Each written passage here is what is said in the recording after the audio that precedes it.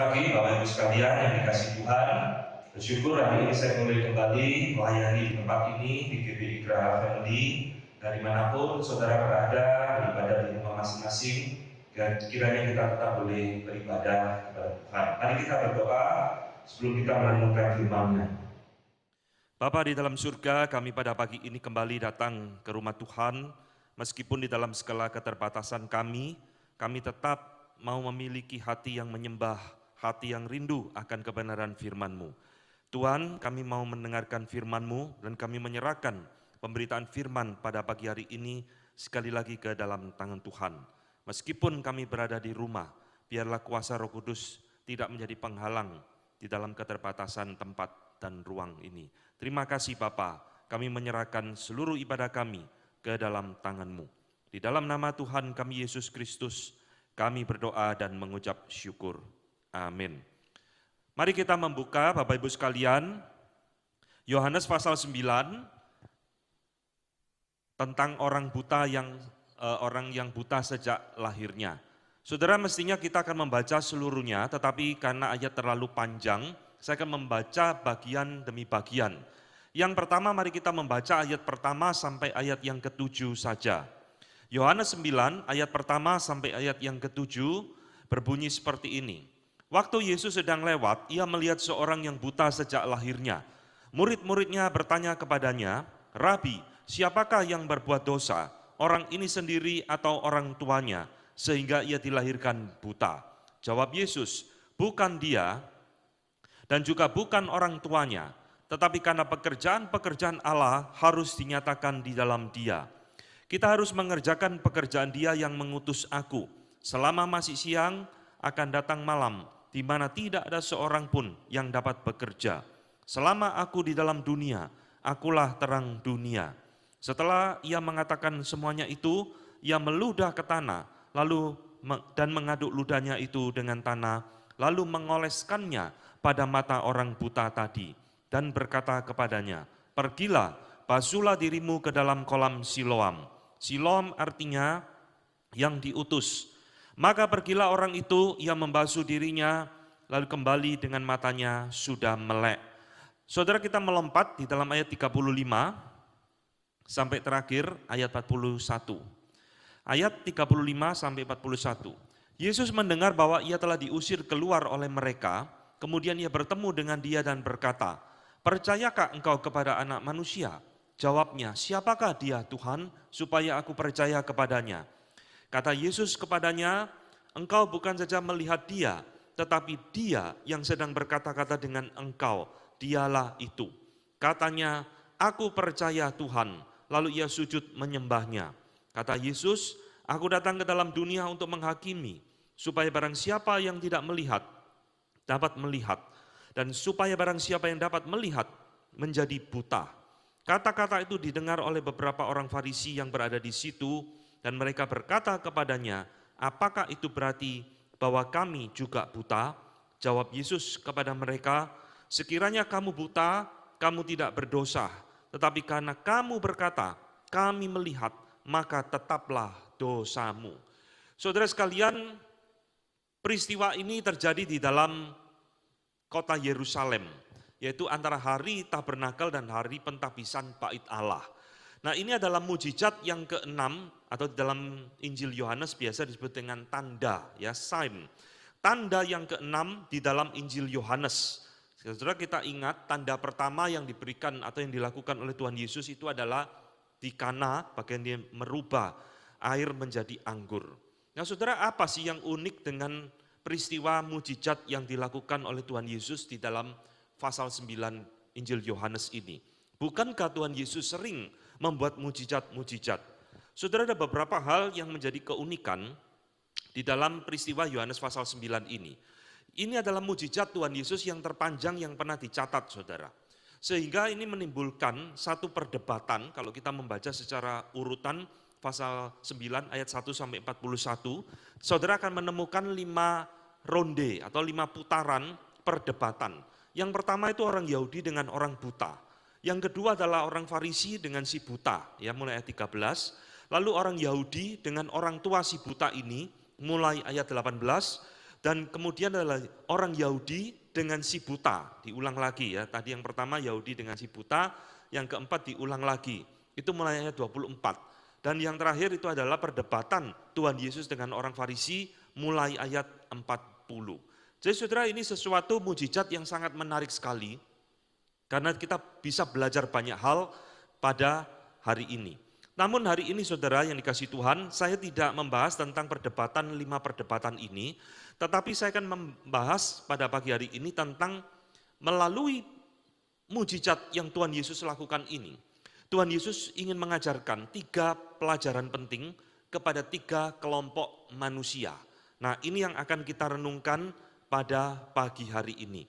Saudara, yang pertama adalah Tuhan Yesus ingin mengajar sesuatu tentang penderitaan kepada murid-muridnya. Ini yang akan kita gali poin yang pertama.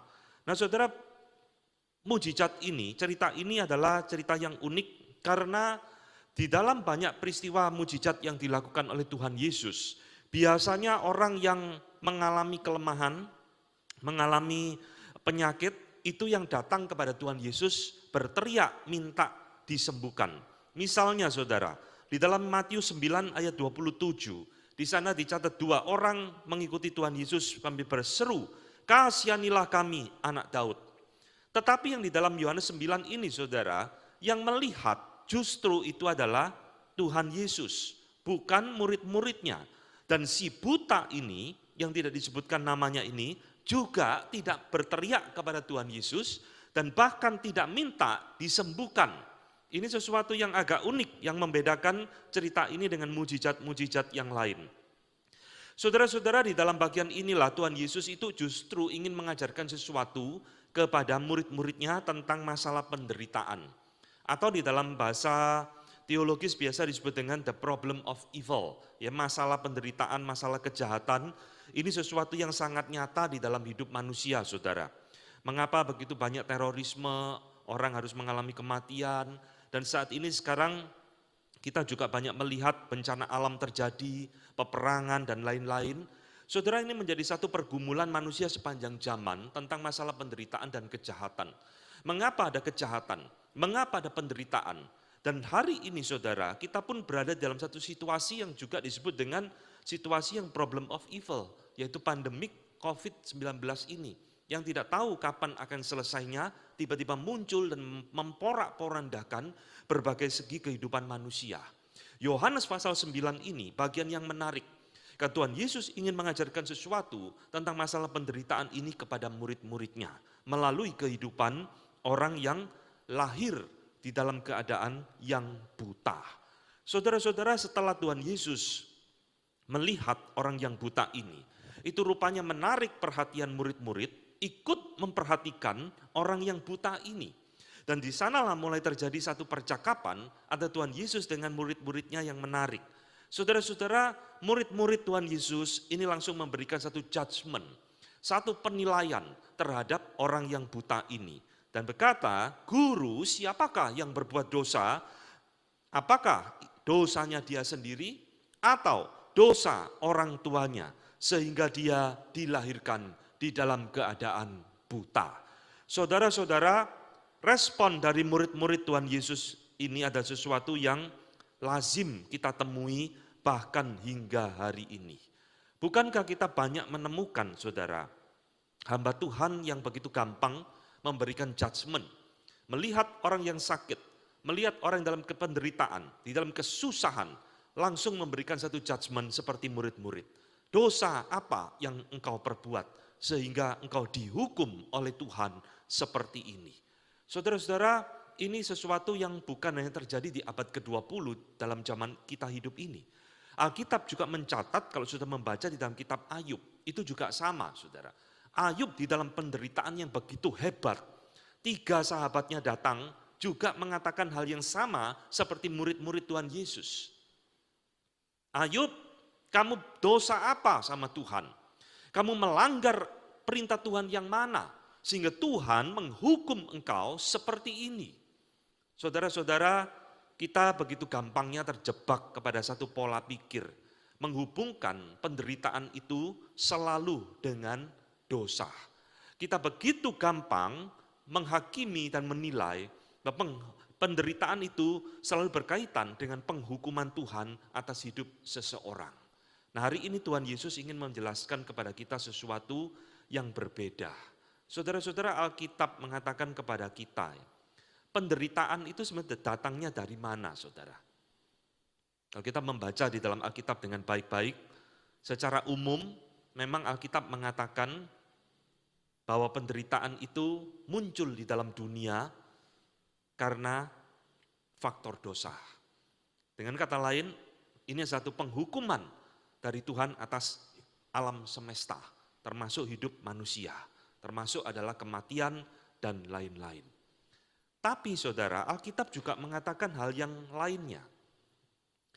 Ternyata tidak semua penderitaan atau satu kejahatan yang dialami oleh seseorang itu pasti akibat dosa orang tersebut. Paling tidak Alkitab memberikan kepada kita 3 penyebab penderitaan. Yang pertama, saudara, penderitaan itu bisa terjadi karena faktor iblis. Ini terjadi di dalam kasus yang tadi saya sebut adalah Ayub. Siapa yang membuat Ayub menderita begitu hebat? Faktor utama adalah iblis yang merusak keluarga Ayub, merusak kesehatan Ayub dan sebagainya. Paulus juga sama, saudara. Di dalam 2 Korintus dia pernah berkata bahwa dia sedang digocoh oleh seorang utusan iblis. Nah, para pentafsir memberikan tafsiran ini adalah masalah kesehatan Paulus. Ya, jadi saudara lihat, Alkitab mencatat yang bisa membuat dan menimbulkan penderitaan. Yang pertama adalah pribadi iblis. Yang kedua, saudara, Alkitab juga mencatat orang yang menderita itu bisa disebabkan karena faktor orang lain. Saudara, Yusuf itu mengalami penderitaan luar biasa yang diakibatkan oleh saudara-saudaranya, bukan? Dia dijual, kemudian difitnah di Mesir, masuk penjara dan sebagainya dan sebagainya. Tuhan Yesus juga ada mengalami penderitaan karena faktor manusia. Dia difitnah, dia dituduh dan lain-lain. Termasuk Ayub juga mengalami hal yang sama, di mana harta bendanya dirampok oleh orang lain. Ini faktor kedua, yang menimbulkan penderitaan di dalam hidup orang lain adalah sesama manusia. Dan faktor ketiga, saudara, Alkitab mengatakan ini yang disebut dengan dosa. Miriam di dalam perjanjian lama itu mengalami sakit kusta karena berdosa kepada Tuhan. Dan di dalam Yohanes pasal ke-5 sendiri, Tuhan Yesus di sana menyembuhkan orang yang sakit lumpuh di kolam Siloam. Dan setelah Tuhan Yesus menyembuhkan, Tuhan Yesus berkata, jangan berbuat dosa lagi, supaya padamu jangan terjadi yang lebih buruk. Saudara, kalimat Tuhan Yesus ini mengindikasikan orang yang lumpuh ini kemungkinan besar adalah lumpuh akibat dosa. Dengan kata lain, ini satu penghukuman dari Tuhan. Nah, ini 3 kemungkinan yang muncul di dalam Alkitab. Maka saudara jangan heran ketika murid-murid itu melihat orang buta ini, saudara. Mereka di dalam pikiran mereka langsung memberikan satu judgement, satu penilaian. Kemungkinannya adalah salah satu dari 3 ini. Maka murid-murid bertanya, guru, siapakah yang berbuat dosa? Orang inikah atau orang tuanya? Sehingga dia dilahirkan di dalam keadaan yang cacat, buta sejak lahirnya. Saudara-saudara, inilah yang kita akan pelajari. Tuhan Yesus di dalam Yohanes pasal 9 ini ingin mengajarkan kepada murid-murid dan kepada kita pada pagi hari ini. Bahwa ternyata tidak semua yang namanya penderitaan itu adalah akibat dosa. Tidak semua penderitaan itu adalah langsung daripada tindakan atau ulah dari iblis atau bahkan orang lain. Saudara, yang mengejutkan, Tuhan Yesus justru menjawab murid-muridnya, ini bukan dosanya siapa-siapa. Bukan dosanya dia, bukan juga dosanya orang tua. Dan saya yakin saudara, jawaban Tuhan Yesus ini membuat murid-murid bingung. Karena di dalam mindset mereka, salah satu kemungkinan adalah dosa. Lalu kalau bukan dosanya dia, bukan dosanya orang tuanya, lalu untuk apa orang ini harus mengalami penderitaan sejak dia lahir? Tuhan Yesus mengatakan supaya pekerjaan Allah dinyatakan di dalam hidupnya dia. Saudara, ini satu jawaban yang tidak terbayangkan oleh murid-murid Dan kita harus belajar saudara, membuang paradigma yang salah, menghubungkan semua penderitaan itu sebagai penghukuman Allah. Kita harus membuang paradigma yang salah bahwa penderitaan itu selalu akibat dari dosa. Karena di dalam Yohanes 9 ini Tuhan Yesus sama sekali tidak bicara tentang dosa. Saudara-saudara yang kasih Tuhan, hal yang membingungkan inilah yang juga Tuhan Yesus memberikan jawaban kepada kita. Yang di dalam pemikiran teologi ini disebut dengan greater good defense. Artinya saudara, Tuhan Yesus sedang memberikan satu jawaban. Mengapa penderitaan itu ada di dalam diri seseorang, di dalam dunia ini? Karena ada sesuatu yang lebih besar, greater good, sesuatu yang lebih mulia, yang Tuhan sedang akan kerjakan di balik semua penderitaan yang dialami oleh anak-anak Tuhan. Saudara, kalau kita mengerti prinsip ini ya, kita akan menemukan jawaban banyak hal, saudara. Untuk apa Yusuf itu menderita di dalam dunia? Dia dijual oleh saudaranya, mengembara di Mesir berpuluh-puluh tahun. Ternyata di dalam Kejadian 50, Yusuf sendiri yang memberikan jawaban. Kamu mereka-reka yang jahat kepada aku, tetapi Tuhan memiliki rencana yang lebih besar, greater good. Di balik semua penderitaan yang dialami Yusuf, Tuhan punya rencana yang lebih besar untuk memelihara bangsa Israel dari kelaparan yang hebat. Saudara, ini sebetulnya greater good defense. Satu jawaban bahwa di balik semua rencana, di balik semua kejahatan, penderitaan yang dialami oleh umat Allah, Tuhan selalu memiliki rencana yang lebih besar daripada kejahatan itu sendiri. Dan inilah saudara yang Tuhan Yesus sedang ingin ajarkan kepada murid-muridnya. Kamu anggap dia orang buta bukan? Secara strata sosial masyarakat dia tersingkirkan. Bahkan Yohanes mencatat pekerjaannya tiap hari dia cuma mengemis di depan bait Allah. Tetapi saudara, Tuhan Yesus berkata, melalui hidupnya dia akan memuliakan aku. Pekerjaan Allah akan dinyatakan melalui hidupnya dia. Saudara-saudara, di dalam Yohanes pasal 9 ini, bagaimana orang buta yang menurut ukuran sosial masyarakat adalah orang yang tidak berguna, orang yang tidak berpengharapan, bagaimana dia bisa memuliakan Tuhan di dalam hidupnya dia. Tuhan Yesus mengajarkan sesuatu. Saudara, setelah Tuhan Yesus itu menyembuhkan dia dengan meludah ke tanah, lalu mencelikkan matanya dia, orang ini saudara memuliakan Tuhan dan memakai hidupnya untuk menyatakan pekerjaan Allah. Ada beberapa hal yang kita temukan. Yang pertama, orang yang buta ini saudara, dia menjadi saksi kuasa daripada Kristus. Kalau saudara membaca nanti di rumah ya, setelah khotbah ini selesai, silakan dibaca dengan mendetil karena ini tidak dibacakan di tempat ini. Di dalam ayat ke-25, dia bersaksi membela Tuhan Yesus di hadapan banyak orang-orang. Apakah orang ini berdosa atau tidak, aku tidak tahu. Ya, tetapi satu hal yang aku tahu, aku tadinya buta, sekarang aku dapat melihat. Saudara lihat, yang membela Tuhan Yesus, yang menyatakan siapakah identitas Tuhan Yesus ini, adalah orang yang buta ini. Dia adalah orang yang tidak terlalu mengenal Tuhan Yesus. Dia berjumpa Tuhan Yesus pada hari itu, hanya sesaat dia dicelikkan matanya, kemudian banyak orang menghakimi Tuhan Yesus, ini orang berdosa dan sebagainya, dan lain-lain. Saudara, orang yang buta yang dicelikkan ini, dia menjadi saksi Yesus, dia membela diri Tuhan Yesus. Aku memang tidak kenal dia, aku tidak peduli siapa dia, yang penting sekarang aku melihat. Ini yang pertama saudara, lihat. Yang kedua, bagaimana orang buta ini memuliakan Kristus di dalam hidupnya.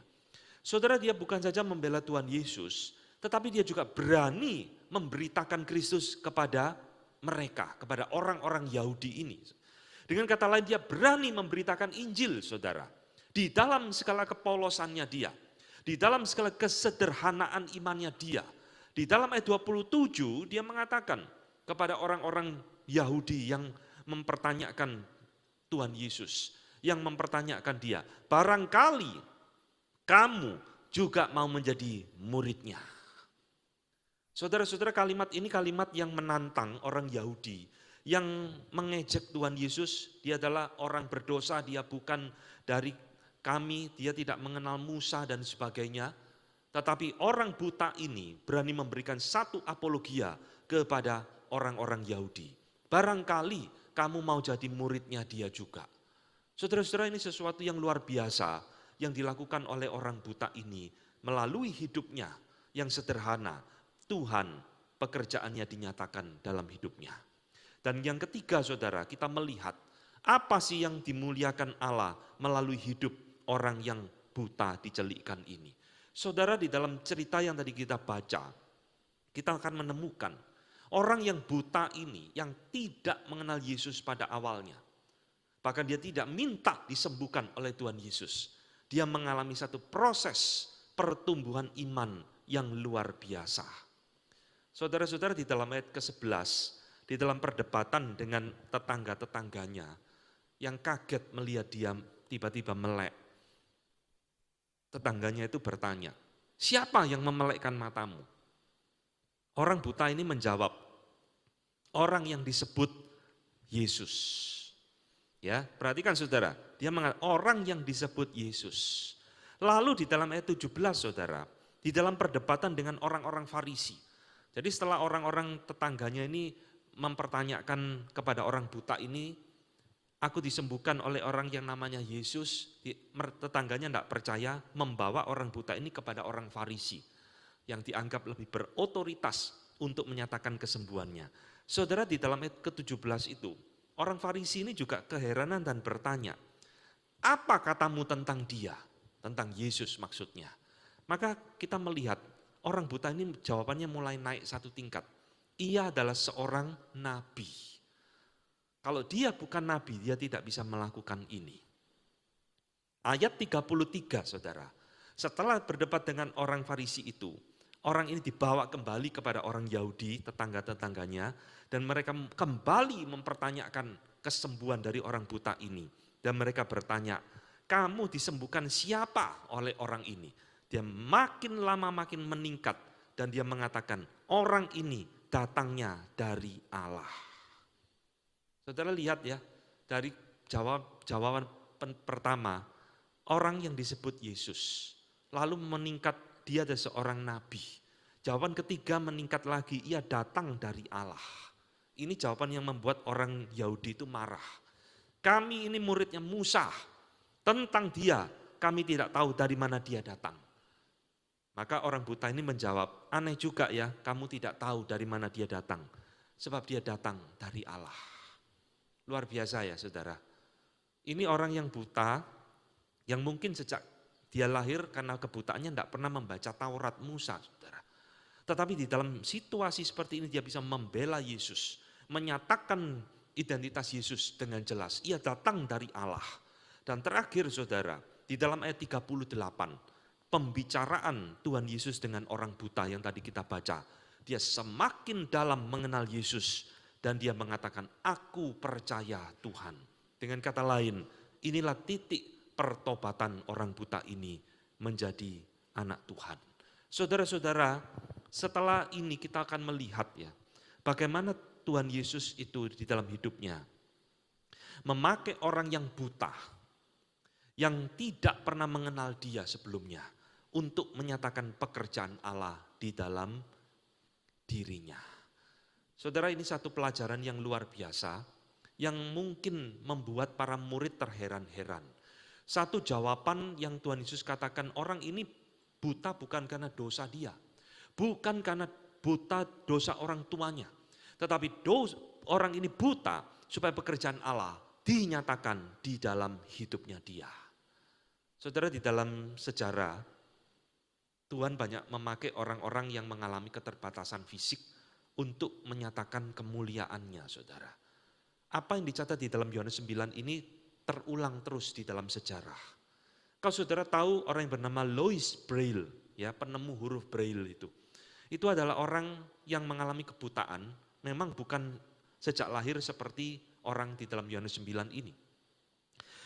Louis Braille itu mengalami kebutaan ketika dia remaja.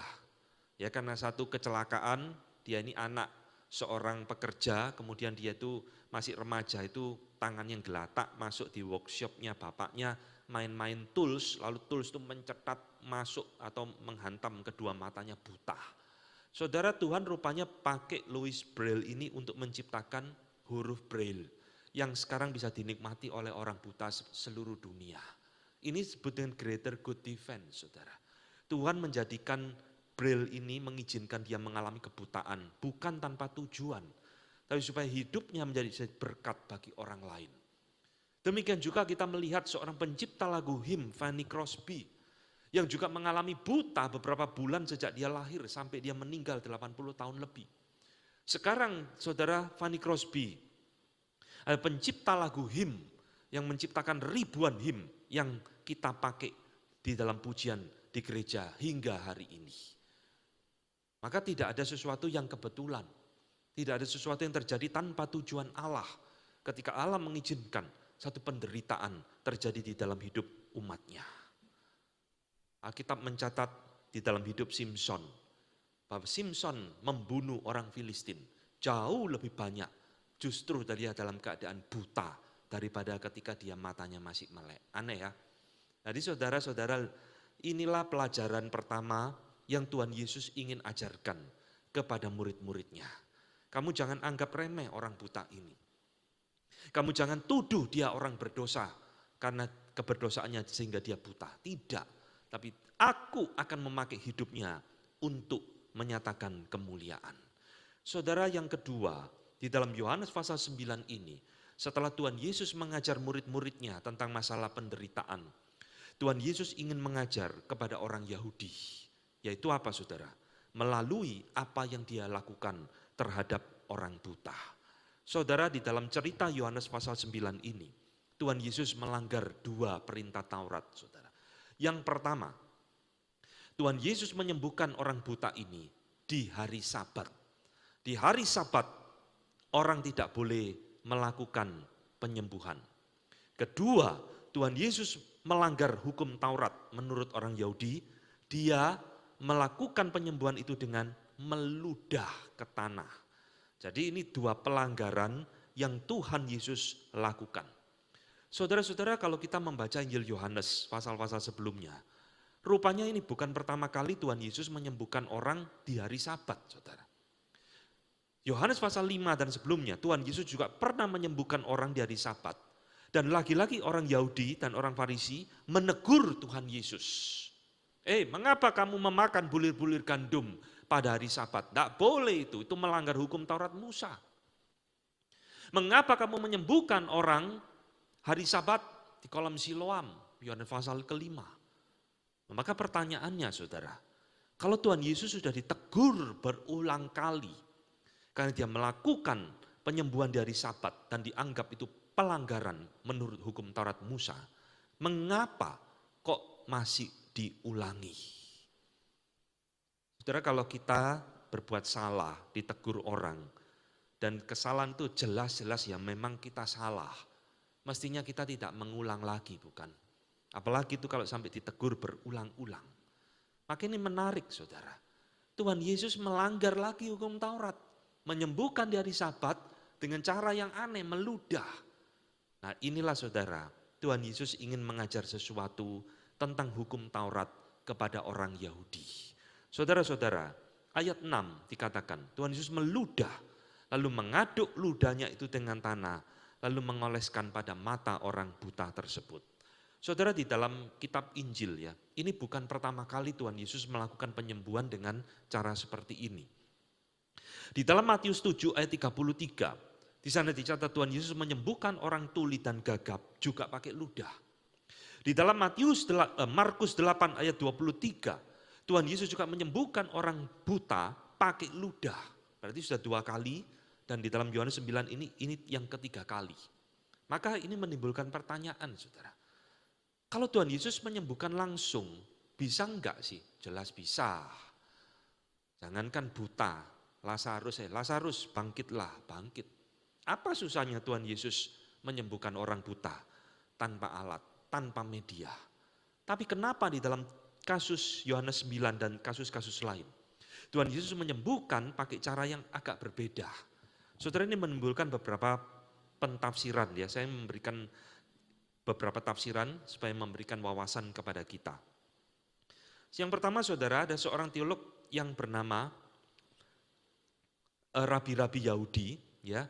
Rabi-rabi Yahudi mengatakan, Tuhan Yesus menyembuhkan pakai ludah. Karena orang Yahudi itu memiliki prinsip, anak sulung itu ludahnya punya khasiat untuk menyembuhkan. Ini mitos ya. Jadi kan Tuhan Yesus itu kan anak sulung. Nah, di dalam tradisi orang Yahudi, anak sulung itu ludahnya punya khasiat untuk menyembuhkan.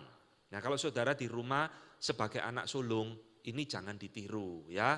Nanti siapa sakit, saudara tidak bawa ke dokter, saudara ludahi karena saudara anak sulung. Lalu berharap dia sembuh. Jangan saudara, apalagi sekarang musim COVID ya, bisa tertular.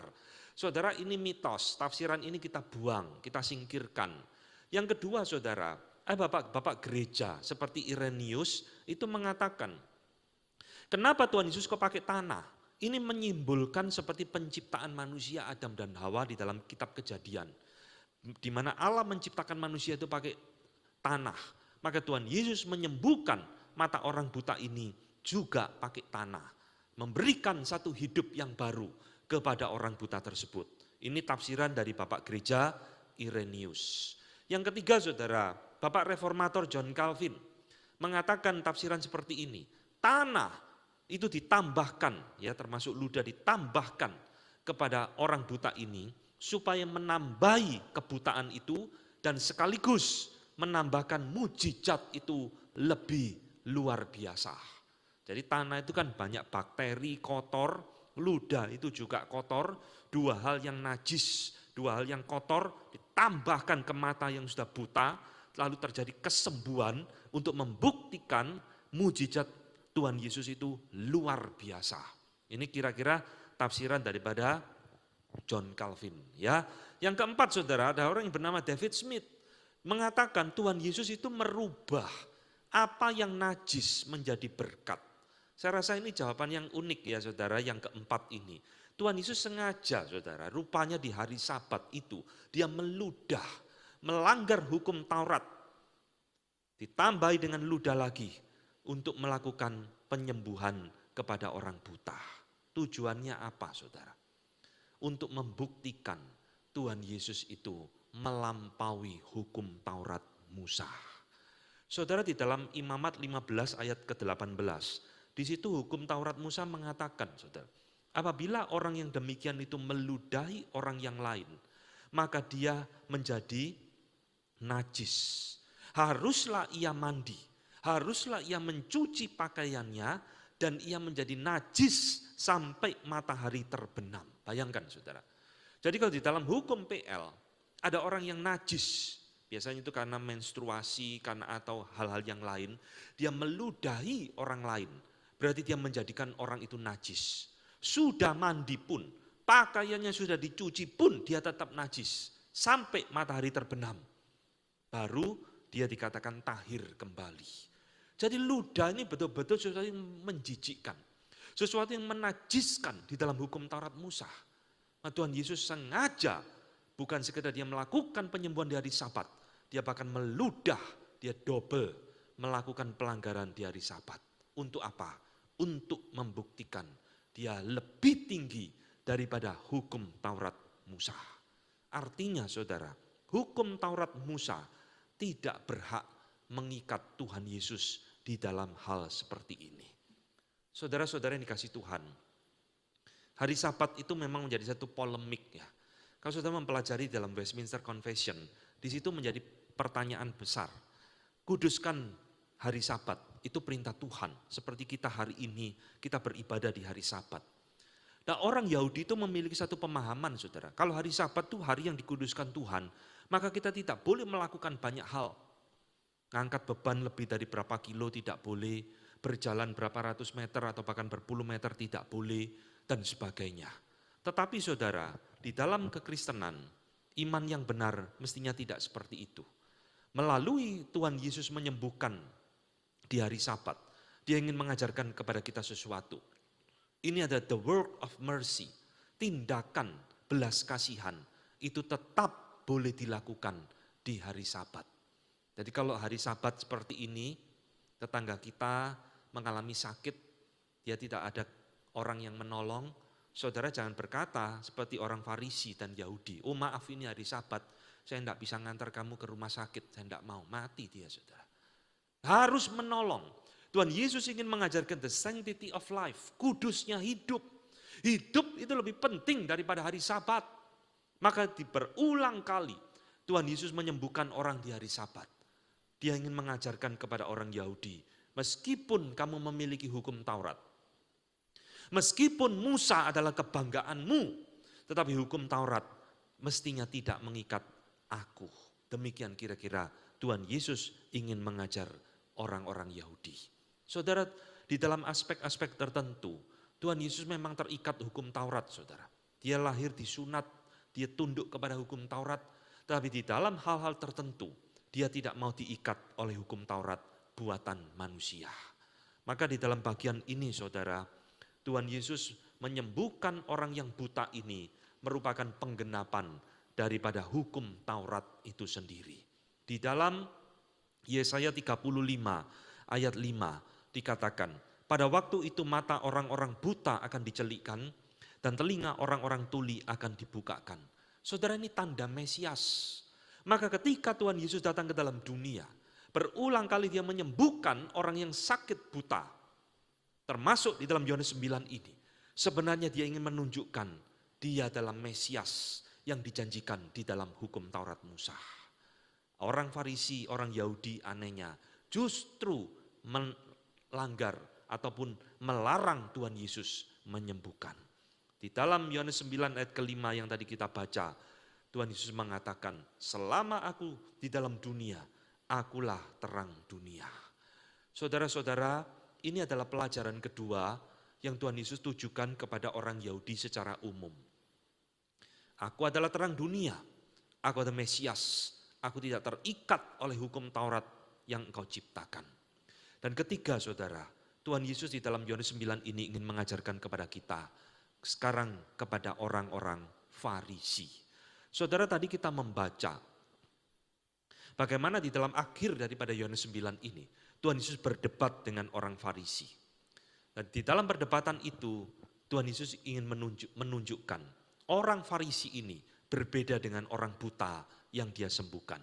Saudara-saudara, orang buta yang mengalami mujizat Tuhan Yesus ini, menurut saya dia mengalami dua kesembuhan dari Tuhan Yesus. Yang pertama, dia mengalami kesembuhan jasmani. Sekarang dia bisa melihat. Dia bisa melihat wajah Tuhan Yesus. Oh, ini loh wajah Tuhan Yesus yang menyembuhkan saya, yang menyelamatkan saya. Kedua, dia mengalami kesembuhan secara rohani. Dia bertobat menjadi anak Tuhan. Maka di dalam bagian akhir Yohanes 9 ini menarik. Tuhan Yesus bertemu dengan orang Farisi. Tuhan Yesus justru menegur orang Farisi. Aku datang ke dalam dunia untuk menghakimi supaya barang siapa yang tidak melihat dapat melihat. Ini bicara tentang orang buta tadi. Dan barang siapa yang dapat melihat menjadi buta. Ini Tuhan Yesus sedang bicara kepada orang Farisi. Nah, di dalam ayat 41, sekiranya kamu buta, kamu tidak akan berdosa. Dia bandingkan dengan orang buta tadi. Karena orang buta tadi ini buta sejak lahir. Sekarang dia menjadi ditebus. Tetapi kata Tuhan Yesus, karena kamu berkata, kami melihat, maka tetaplah dosamu. Dengan kata lain saudara, Tuhan Yesus ingin mengatakan, kamu yang melek secara jasmani, kamu buta secara rohani. Orang yang buta sejak lahir ini, sekarang dia melek secara rohani. Jadi saudara-saudara, di dalam bagian ini Tuhan Yesus ingin mengatakan kepada orang Farisi, siapa yang buta sesungguhnya? Tuhan Yesus mengatakan, yang buta sesungguhnya bukan dia loh. Yang buta sesungguhnya, dan kebutaan ini jauh lebih berbahaya dari buta jasmani, adalah dirimu orang Farisi. Kamu buta secara rohani. Kalau kamu mau mengaku seperti dia, kami orang yang buta, kamu akan melihat. Tapi karena kamu sombong mengatakan, kami keturunan murid Musa, kami bisa melihat tidak seperti dia orang buta, maka tetaplah kamu di dalam keberdosaan dan kebutaanmu. Saudara-saudara yang dikasihi Tuhan, ini adalah satu teguran Tuhan Yesus kepada orang Farisi, bagaimana mereka menjadi orang yang sombong di dalam hidup mereka, karena mereka merasa turunan daripada orang Yahudi, turunan hukum Taurat Musa. Mereka seolah-olah mengerti segala sesuatu. Di dalam Yohanes 5 ayat 46, saudara, di dalam ayat ini Tuhan Yesus menegur mereka. Kalau kamu percaya kepada Musa, kamu tentu akan percaya kepadaku. Sebab Musa itu menulis tentang aku. Jadi sebenarnya saudara, Injil di dalam kitab Taurat berbicara tentang Yesus. Mestinya orang-orang Farisi ini jelas mengerti siapa Tuhan Yesus. Tapi karena mereka tetap di dalam kebutaan mereka menolak Yesus. Yesus katakan, kamu tetap di dalam keberdosaanmu. Maka cerita di dalam Yohanes 9 ini diakhiri dengan satu ending, akhir yang terbalik total. Yang buta sekarang bisa melihat. Yang melihat justru adalah orang buta yang sesungguhnya. Maka saudara-saudara yang dikasihi oleh Tuhan, hari ini kita belajar 3 hal penting ini di dalam hidup kita.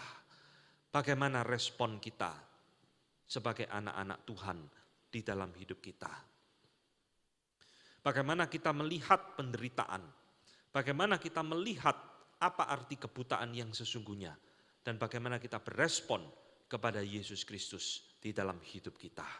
Biarlah firman Tuhan pada pagi hari ini boleh mengingatkan kepada kita supaya kita terus belajar akan kebenaran firman Tuhan dengan baik. Menemukan prinsip-prinsip yang penting sehingga kita terus makin bertumbuh di dalam kebenaran firman-Nya. Amin. Mari kita tunduk kepala, kita berdoa. Bapa di dalam surga, kami bersyukur karena hari ini kami diingatkan melalui Yohanes pasal 9, Tuhan berbicara banyak hal kepada kami.